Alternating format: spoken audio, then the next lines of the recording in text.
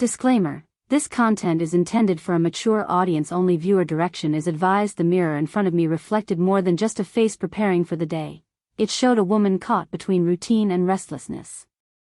I leaned closer, the soft glide of lipstick painting a careful red line across my lips, a small ritual I often used to feel composed. The room was quiet, only the faint hum of morning life echoing in the background.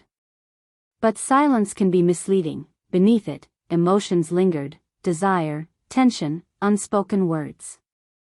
As the lipstick brushed across my mouth, I felt the familiar weight of eyes on me. My husband's presence filled the room without sound, his reflection catching mine in the glass. The air shifted instantly, charged, making my hand falter just slightly. My heart thudded louder than I cared to admit, and before I could steady my hand, he was already behind me, his touch firm, his closeness impossible to ignore. The simple act of applying lipstick suddenly became tangled with something far more complicated, something intimate, raw, and unstoppable.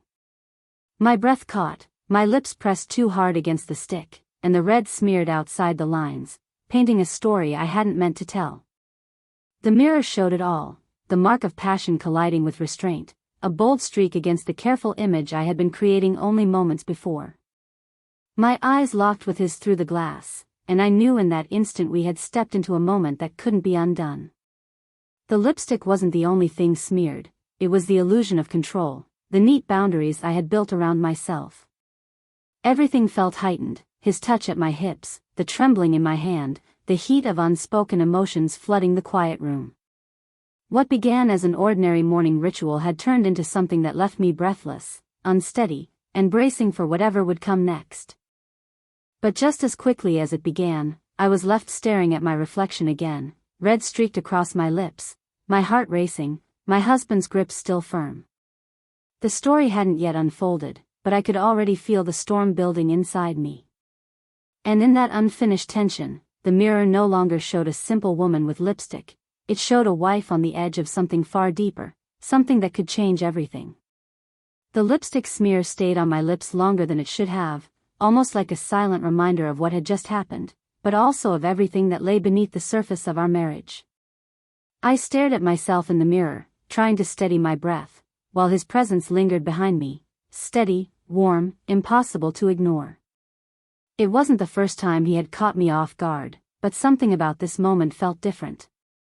It carried a weight, a question, and maybe even a warning. We had been together for years, long enough to know each other's rhythms, habits, and flaws. Yet somehow, we still carried secrets, small ones, big ones, and those in between that never truly fit into the safe conversations of married life. He had always been the one who liked to push past boundaries, to remind me that life wasn't meant to be too neat or carefully drawn inside the lines. I, on the other hand, found comfort in control. My lipstick, my morning rituals, my little routines, they were shields I built to protect myself from the unpredictable. But in that instant, his hands on my hips and the red streak across my lips felt like a strike against those walls I had built. The truth is, we weren't always steady. Behind closed doors, there were nights of silence where words refused to come, mornings where we avoided each other's eyes, and afternoons when we both wondered if we had started living like strangers. And then, out of nowhere, he would pull me back into the gravity of us, like he did now, without warning, without asking, as if daring me to admit that the fire hadn't gone out. I thought about how others saw us, the couple who had it all together, the husband and wife who had grown stronger with time. But reality was more complicated. There were cracks in our story that no one else could see. His closeness in that moment wasn't just passion, it was a challenge, a question that burned louder than his touch. Was he trying to prove something? Or was he trying to remind me of something I had forgotten? The mirror felt heavy with reflection, not just of my face, but of all the choices we had made together. The lipstick smear was more than a mess, it was a symbol.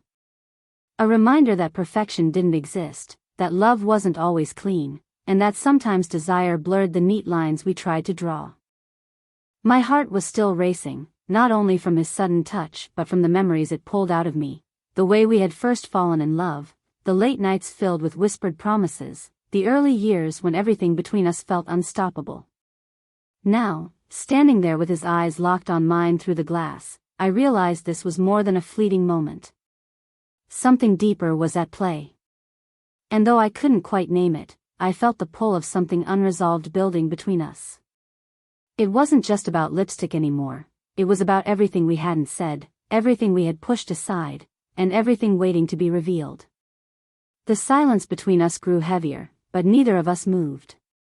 I gripped the sink, my hand tight around the cool porcelain, bracing myself for whatever was coming next. The story wasn't finished, not even close. The air between us grew heavier, and I could almost hear the weight of unspoken words pressing into the silence.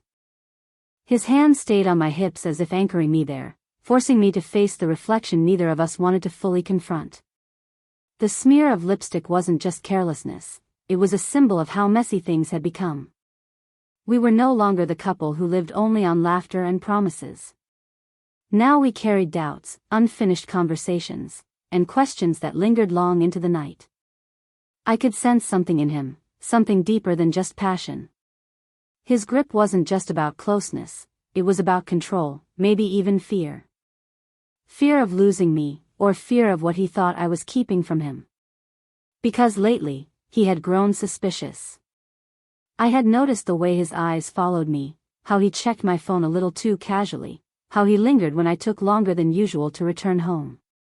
He hadn't accused me of anything, but silence often says more than words. And maybe he wasn't wrong to wonder. I hadn't crossed any lines, but I had been drifting, mentally, emotionally, finding myself thinking about the life I used to imagine before him. Those thoughts scared me, and maybe they were the very thoughts he somehow sensed in the spaces between us. As he held me now, I realized this wasn't only about love or desire. This was about trust, about the fractures in our marriage that neither of us wanted to admit. His sudden closeness wasn't just a reminder of passion, it was a challenge. Did I still belong to him fully? Or had I already started slipping away in ways neither of us wanted to admit out loud? And then there was the other subplot, the one I had avoided for weeks. The late-night calls I ignored, the messages from an old friend I hadn't told him about, the tension of knowing secrets don't stay hidden forever. That thread ran parallel to the one we were living now, tightening with each passing day, threatening to unravel everything if it came to light.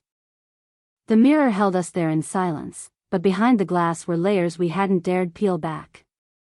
His eyes, my smeared lips, the tension vibrating between us, it was all pointing to a truth we hadn't yet spoken. And until one of us broke the silence, we were standing on the edge of something that could either save us or destroy us.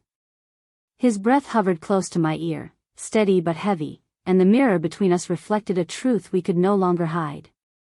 My lips, still marked with that uneven red, trembled as if they wanted to confess everything but couldn't. His hands at my waist pressed harder, as though he feared I might slip away if he let go.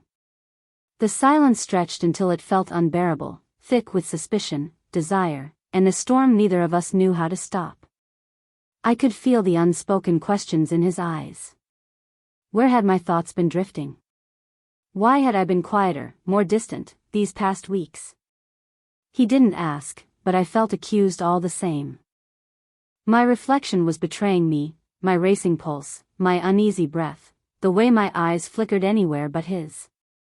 Every part of me seemed to be saying the words my lips wouldn't. The air carried the weight of something breaking, like a thread stretched too thin. I remembered the unread messages on my phone, the way I had brushed them off as nothing. But nothing doesn't keep you awake at night. Nothing doesn't make you hesitate before walking through your own front door. He must have felt the distance too, because now, in this closeness, it was as though he was demanding answers without speaking. My heart raced, torn between guilt and longing. His grip wasn't gentle anymore, it was questioning, insistent, as though my silence was louder than words. The more I avoided his gaze, the more I felt trapped, like the mirror had locked us inside this moment where neither of us could escape the truth pressing in. The tension built with each second. I could almost hear my thoughts clashing with his, like two storms colliding. His reflection burned into mine, and it wasn't just love staring back at me, it was desperation, jealousy, and something fragile beneath it all. I wanted to speak, to break the silence, but the words caught in my throat, choking on fear of what they might unleash. And then he leaned in closer, so close I could feel the tremor in his breath against my skin. The mirror blurred as my vision clouded with unshed tears. This was the breaking point, the edge of something that couldn't be undone. Whatever came next would decide whether the cracks between us healed, or shattered us completely. The silence between us was unbearable, the kind that felt like it could swallow the room whole. His grip on me was still firm, and though his lips hadn't formed the words, I could feel the accusations swirling in his chest.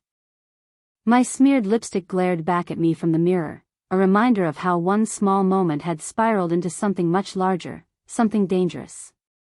I thought I knew where this was heading, an argument, a confession, maybe even a breaking point, but then the air shifted again, and the second twist revealed itself in a way I hadn't expected. The sound came first. A faint buzz from the counter, my phone vibrating against the porcelain sink. His eyes darted down to it, sharp and unyielding, before I could even move. My stomach dropped. The timing couldn't have been crueler. He reached for it slowly, his hands steady, while mine trembled at my side.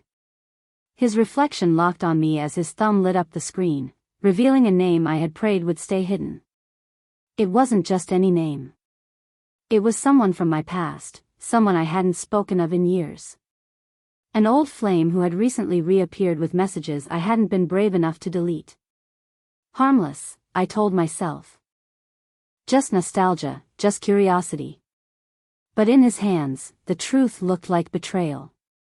The buzzing stopped, but the echo of it filled the space, louder than any words could have been. He didn't say anything at first.